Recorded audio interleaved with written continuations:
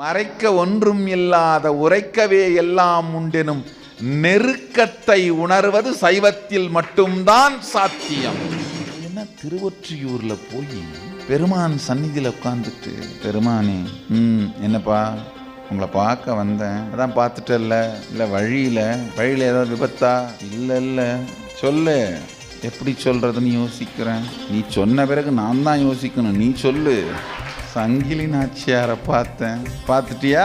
சரி, என்ன பண்ணணும்னு சொல்லு. நல்லா இருக்கா?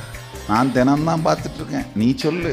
பார்த்து பக்குவமா பேசி. ஏற்கனவே ஒன்று பண்ணி வச்சோம், அது திருவாரூர்.